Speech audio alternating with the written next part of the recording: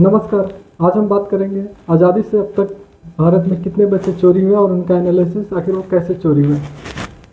भारत में आज़ादी 1947, भारत कब आज़ाद हुआ था? 1947।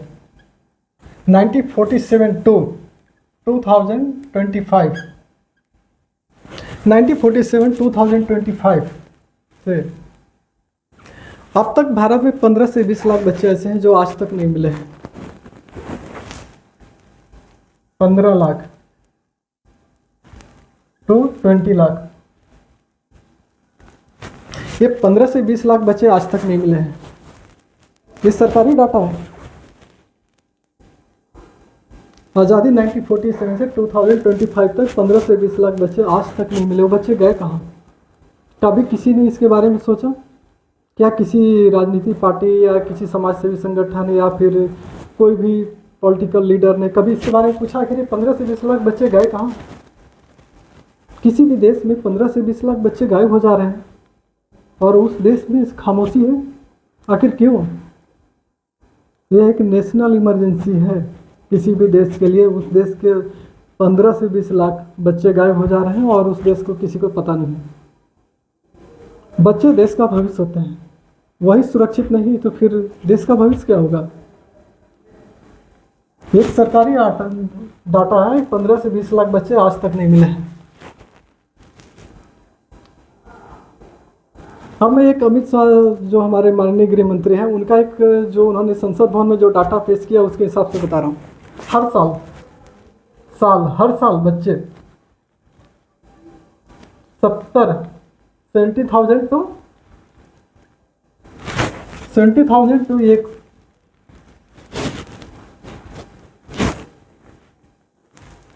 हर साल 70,000 से लगभग 1 लाख बच्चे गायब होते हैं। बच्चे गायब होने की रिपोर्ट भारत में आती है। उसमें से 25 से 30,000 बच्चे आज तक नहीं मिलते हैं। ये अपना सरकारी डाटा है, वो भी संसद भवन में जो पेश किया गया था अमित शाह जी के द्वारा। भारत में अभी भी हर साल 25 से 30,000 बच्चे ऐसे हैं जो उनका कोई पता नहीं चलता, वो कहाँ गए। आखिर वो 25 से 30,000 बच्चे हर साल किधर जा रहे हैं?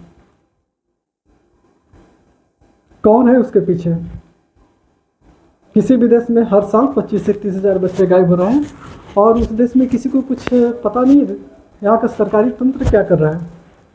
यहाँ की मीडिया क्या कर रही है? यहाँ के पॉलिटिकल पार्टियाँ क्या कर रही है? नेताओं और अधिकारियों की तो बात छोड़ दीजिए। मैंने जो ऊपर में डाटा बताया था वो है 15 से 20 लाख के आज़ादी के, यानी 1947 टू 25 का।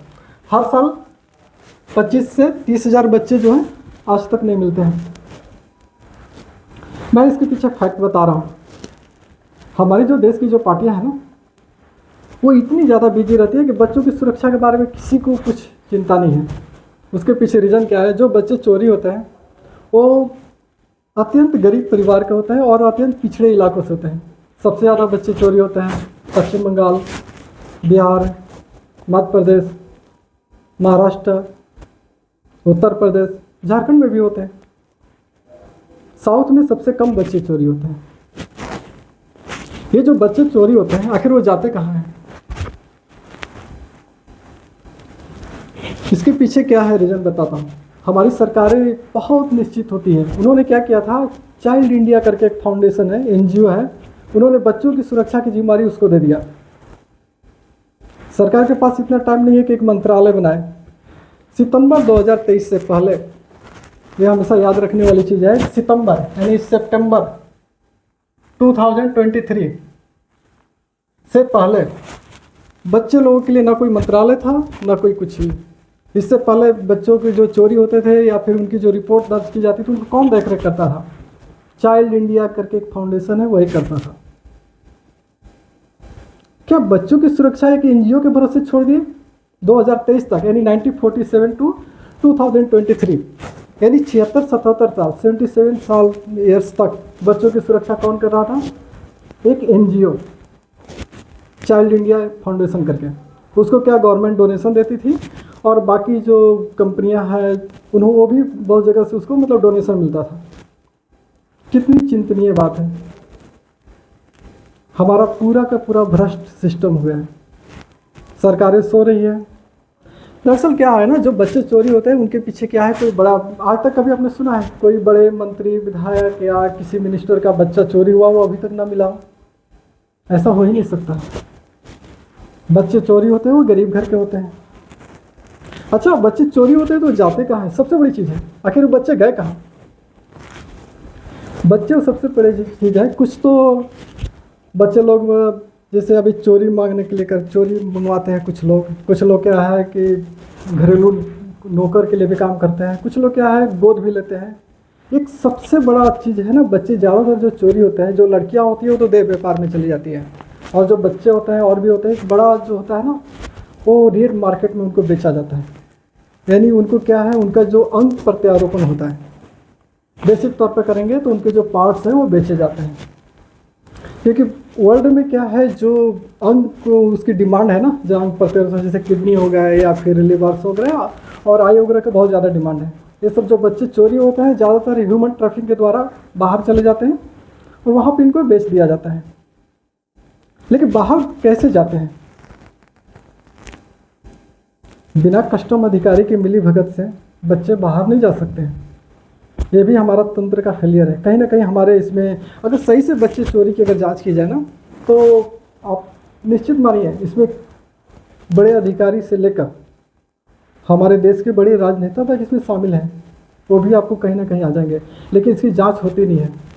अभी मैं एक रिसेंटली मामला बोल रहा हूँ, झारखंड में जो 52 लोग जो बच्चे लोग जो रेस्क्यू किए गए हैं, उसमें बहुत सारे लोग पकड़े भी गए हैं। क्या झारखंड गवर्नमेंट के पास इतना टाइम नहीं है क्या कि वो एक फास्ट ट्रैक कोर्ट बनाए और उनको सजा दें? लेकिन नहीं, झारखंड सरकार ऐसा नहीं करेगी। देखिएगा कुछ दिन में वो सब भी छूट जाएंगे। उम्मीद है मेरा कि सरकार इस बारे में विशेष ध्यान दे, क्योंकि किसी भी देश के लिए एक हेल्थ मतलब एक बहुत बड़ा इमरजेंसी है कि किसी भी देश का 15 से 20 लाख बच्चे आज़ादी के बाद गायब हों। हर साल 25 से 30 हज़ार बच्चे गायब हो रहे हों और उस देश की सरकारें खामोश हैं। लोग क्या कर रहे हैं, बस वो भी क्या है, कुछ लोग 5 केजी चावल और ये बीजेपी कांग्रेस कर रहे हैं लोग, उनको भी ज़्यादा कुछ पड़ा नहीं है। लोगों को जागरूक होना चाहिए। और सबसे बड़ी चीज़ है कि हमारे जो 543 जो सांसद हैं वो भी बेचारे कुछ भी नहीं है, वो भी बेचारे बस सांसद बन गए हैं, वही है उनका। किसी के पास इतना भी टाइम नहीं है कि बच्चों के बारे में एक बार आवाज़ उठाए। मुझे उम्मीद है कि गवर्नमेंट इस बारे में विशेष ध्यान देगी। बीजेपी सरकार अच्छा वर्क कर रही है, लेकिन मेरे को भी है कि सितंबर 2023 को क्यों बीजेपी सरकार की नींद खुली? बीजेपी गवर्नमेंट 2024 में आई है, 14 में आई है सब, फिर भी इन्होंने क्या है 9 ईयर्स बाद, 9 साल बाद नींद खुली। ये भी एक सोचनीय बात है। फिर भी चलिए, अच्छा हुआ, देर से ही सही अच्छा कदम उठाया है इन्होंने, हमें इसका सपोर्ट करना चाहिए। धन्यवाद।